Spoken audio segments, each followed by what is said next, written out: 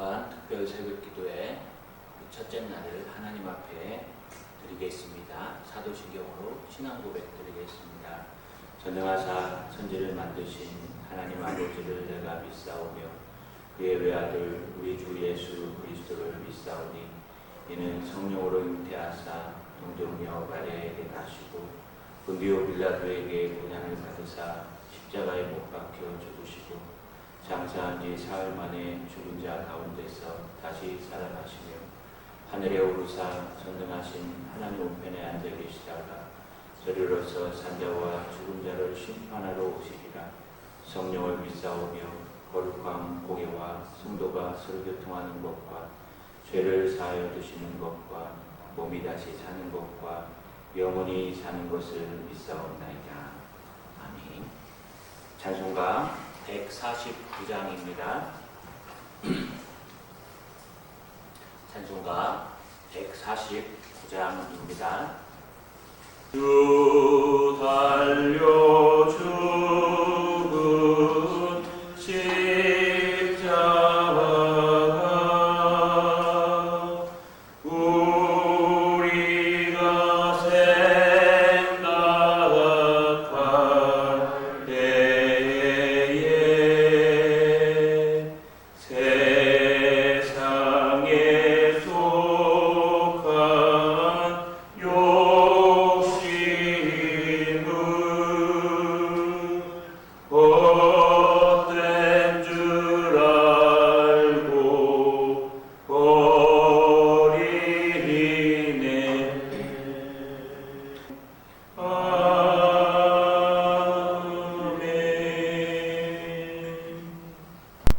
하나님 아버지, 주님의 은혜를 진심으로 감사를 드립니다. 고난주간을 맞이하여 고난주간 특별 새벽 기도를 배우게 되니 진심으로 감사를 드립니다. 아무런 흠 없이 이 세상에 오셔서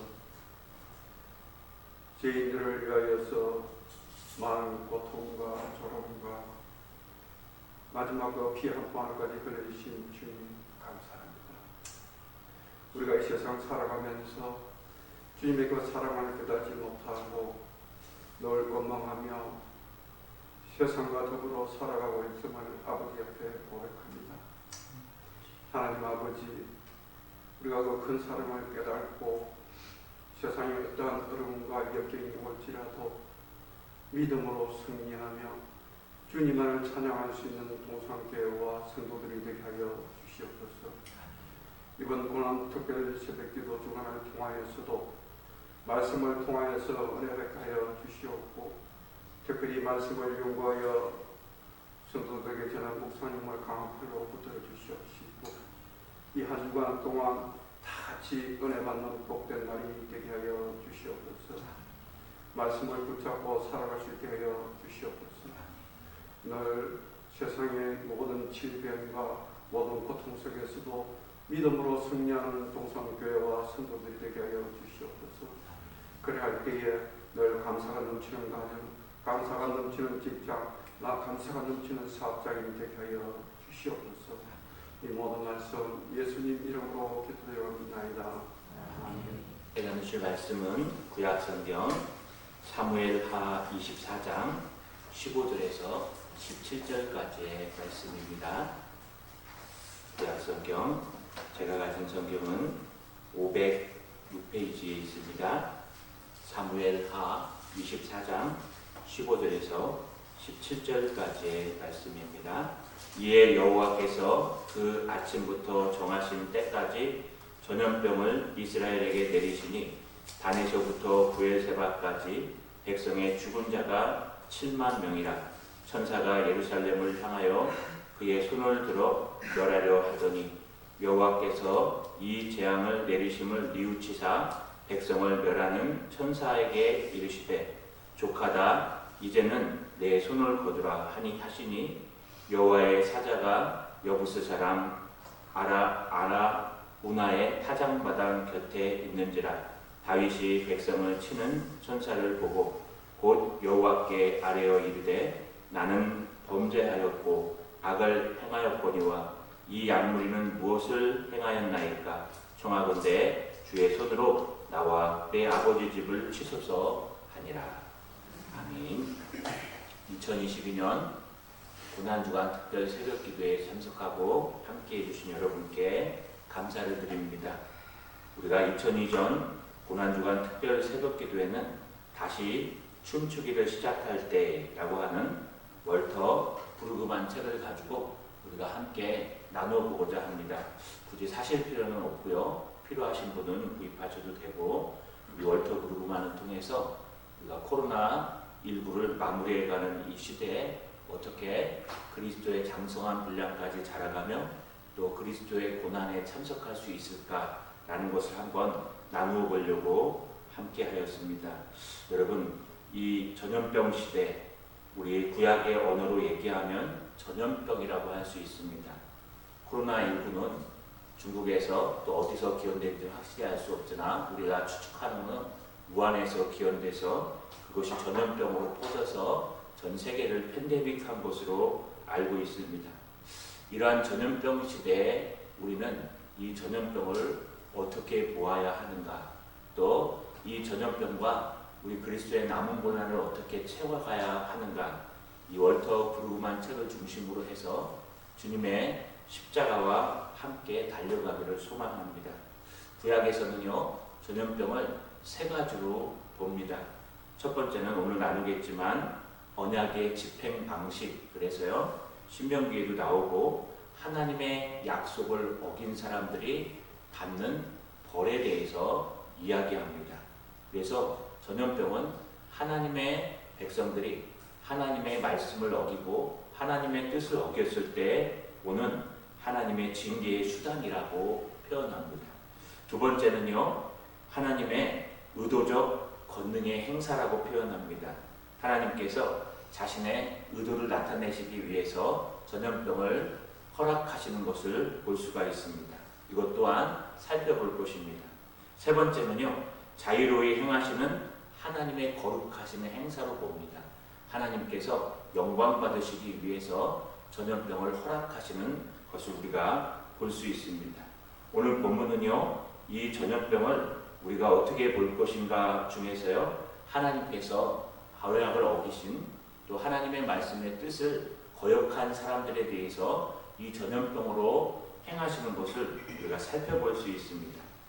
대표적인 것이 오늘 읽으신 본문 사무엘하 24장 1절부터 26절까지의 말씀이 그 대표적인 본문 중에 하나입니다. 다윗은요, 인구조사를 했습니다. 인구조사가 왜 나쁜 것일까요? 오늘 본문에서는 다윗의 인구조사를 하나님께서 격동시키사 이렇게 표현합니다. 예전에는요, 부추기사 이렇게 표현했고, 똑같은 본문인 역대상 21장에 보시면요, 사탄이 격동시켰다고 말합니다. 확실하진 않지만 하나님께서 아마 허락하셔서 사단 마귀가 다윗의 마음을 격동시킨 것으로 볼 수 있습니다. 다윗은요, 인구조사를 하기 시작합니다. 인구조사를 해서 우리의 힘이 얼마나 되는가, 인구조사를 해서 우리의 재력이 얼마나 되는가, 또 세수를 얼마나 거둘 수 있을까, 이런 모든 인간적인 인본주의적인 방법으로 하나님 앞에 허락받지 아니하고 인구조사를 합니다. 그러므로 말미암아 하나님께서 다윗에게 징계를 내리십니다. 다윗에게 징계를 내리시는 것이요, 여러분, 이 구약에서 등장하는 세 가지 징계 중에 하나인 것을 볼 수 있습니다. 예레미야 나중에 살펴보겠지만 15장 2절에 보시면 죽음으로 전염병으로 걸려 죽게 하는 것, 포로되게 하는 것, 칼로 치는 것, 기근이 나타나는 것. 그래서요, 이 상중적인 하나님의 징계 방식, 구약에서 등장하는 세 가지 방식은요, 기근, 칼, 그 다음에 전염병입니다. 오늘 다윗이 범죄하니까 13절 상반절에 이렇게 말씀하십니다. 왕의 땅에 7년 기근이 있을 것이니까, 혹은 왕의 원수에게, 원래 원수의 칼에 쫓겨 석 달 동안 그들 앞에서 도망하실 것이니까, 혹은 왕의 땅에 사흘 동안 전염병이 있을 것이니이다. 이 셋 중에 한 가지를 선택하라고 다윗에게 이제 하나님의 선지자 가시 와서 얘기하는 내용이 본문에 등장합니다. 세 가지가 하나님의 징계의 방식입니다. 기근, 그리고 칼, 그 다음에 전염병입니다. 물론 예레미야 여기 포로됨도 등장하지만 이것이 구약에서 얘기하는 하나님의 약속을, 하나님의 언약을, 하나님의 뜻을 어긴 백성들이 받아야 될 세 가지 상징적인 징계와 저주의 모형이라고 표현합니다. 다윗은 무엇을 선택했을까요? 여러분, 기근이라는 것은 여러분 가뭄이 들어서 먹을 것이 없을 것을 말합니다. 그래서 다윗은 이 기근 때문에 가난한 사람들이 굶어 죽고 또 기근 때문에 부한 사람들이 굶지 않는 그런 차별이 있을까봐 걱정해서 그것을 선택하지 않았습니다. 또 두 번째는 원수의 칼에 쫓기는 전쟁에 대해서도 다윗은 그것을 선택하지 않았습니다. 다윗이 선택한 것은 마지막 세 번째, 왕의 땅에 사흘 동안 전염병이 있을 것이다 라는 것을 선택했다는 겁니다. 여러분, 이와 같이 하나님의 말씀을 어기고 우리 인간들이 바르게 살지 않았을 때 하나님은 틀림없이 전염병이라는 이런 바이러스를 가지고 우리를 징계하시고 혼내신다는 것을 우리는 자각해야 됩니다. 오늘날 양극단으로 치우칠 때가 있습니다. 어떤 분들은 꼭 그렇게만 보면 안 된다라고 하면서 전혀 그런 의미를 해석하지 않는 사람이 있는가 하면, 또 반면에 이렇게만 봐야 된다 하고요, 모든 것을 다 네 죄 때문에 그렇다라고 해석하는 경우가 있습니다. 하지만 그 둘 다 오류입니다. 우리가 세 가지 방식 중에 하나로 보기 때문에 어떤 것이 하나님의 뜻인지 알 수 없습니다. 하지만 정확한 것은 오늘 첫 번째, 하나님께서 우리를 심판하시거나 야단치시거나 우리를 돌아오도록 회유하실 때 바로 이 전염병을 사용하고 계신다는 뜻입니다. 그렇다면 이 전염병 앞에서 우리는 어떻게 해야 될까요? 오늘 다윗이 그 모습을 잘 보여주고 있습니다. 14절에 보니까 다윗이 선택한 이유가 등장하는데, 다윗이 가세게 이르되 내가 고통 중에 있도다 청하건대 여호와께서는 긍휼이 크시니 우리가 여호와의 손에 빠지고 내가 사람의 손에 빠지지 아니하기를 원하노라 하는지라. 여러분, 이 세 가지 중에 하나를 선택한 것은 기간이 짧아서도 아닙니다. 또 차별만 있는 것 때문에 그렇지 않습니다. 이 세 가지 중에 전염병을 선택한 것은 사람들에 의해서 징계되는 것이 아니라 하나님의 손에 의해서 징계되기 때문에 그렇습니다. 왜 하나님의 손에 의해서 징계되는 것을 원하실까요? 바로 하나님의 긍휼은 크시기 때문에 그렇습니다. 16절에 보니까 천사가 예루살렘을 향하여 그의 손을 들어 멸하려 하더니 여호와께서 이 재앙을 내리심을 뉘우치사 백성을 멸하는 천사에게 이르시되 족하다, 이제는 내 손을 거두라 하시니 여호와의 사자가 여부스 사람 아라우나 타작마당 곁에 섰는지라. 결국 다윗의 생각이 맞았습니다. 다윗은 분명히 하나님이 뉘우치사, 이 뉘우친다는 것은 잘못한 것을 후회한다는 뜻이 아닙니다. 너무 사랑해서 그 아픔을 함께하며 고통스러워하는 모습을 설명합니다. 하나님은 긍휼이 크셔서 하나님의 백성들이 고통당하는 것을 더 이상 볼 수가 없어서 하나님은 그 긍휼하심으로 그 바이러스를 퇴치시켜 주시고 다시금 돌이키게 하셨다고 설명하고 있습니다. 자, 여러분, 오늘 종려주일 고난주간 특별 새벽기도의 첫날입니다. 그리스도의 남은 고난을 우리 육체에 채우기 위해서 우리는 이 새벽기도에 나와서 부활절을 준비하며 고난주간을 걸어가고 있습니다. 만약에 하나님이 자비하시지 아니하셨다면 그 외아들 우리 주 예수 그리스도를 이곳에 보내지 않으셨을 겁니다. 하나님이 긍휼이 많지 않았다면 우리들 가운데 살아남을 사람은 단 한 사람도 없을 것입니다. 어쩌면 코로나가 첫 번째 해석으로 보자면 우리의 잘못을 향한 하나님의 심판일 수 있습니다. 인간이 자연을 훼손함으로 말미암아 박제를 통해서 인간의 모든 바이러스가 생긴 것, 또 인간이 여러분 나도는 이야기에 의하면 또 전쟁 물자로 사용하기 위해서 연구하다 보니까 나온 그런 바이러스라는 사람도 있습니다.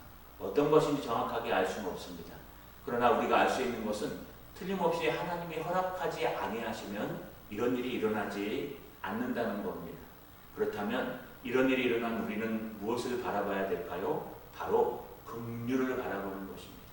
하나님의 긍휼하심, 하나님의 자비하심, 하나님께서 될 수만 있으면 이 어려움이 우리 가정에서, 우리 교회에서, 이 나라와 우리 사업장에서 잘 지나갈 수 있게 하옵소서. 주님께서 함께 하셔서 예수 그리스도의 피로 말미암아 은혜로 씻어주시사 이것이 잘 회복되게 해달라고 기도하는 것이 이 고난주간을 살아가는 이 코로나19를 대비하는 우리의 마음이 되어야 합니다.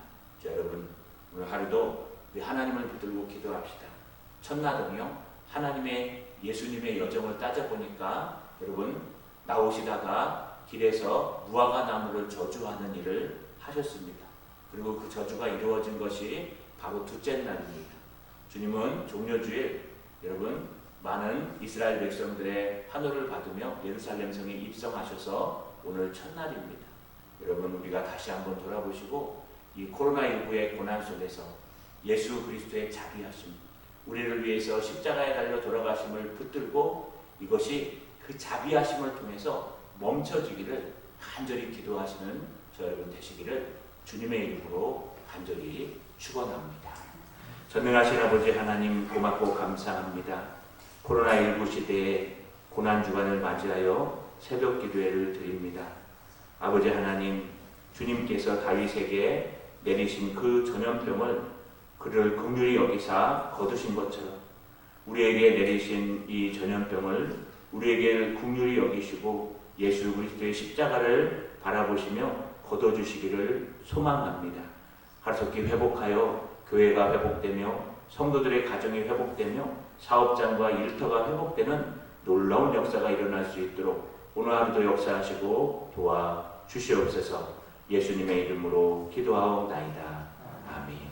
하늘에 계신 우리 아버지여, 이름이 거룩히 여김을 받으시오며 나라의 마옵시며 뜻이 하늘에서 이루어진 것 같이 땅에서도 이루어지리라. 오늘날 우리에게 일용할 양식을 주옵시고 우리가 우리에게 죄진 자를 사하여 준 것 같이 우리의 죄를 사하여 주옵시고 우리를 시험에 들지 말게 하옵시며 다만 악에서 구하옵소서. 대대 나라와 권세와 영광이 아버지께 영원히 있사옵나이다.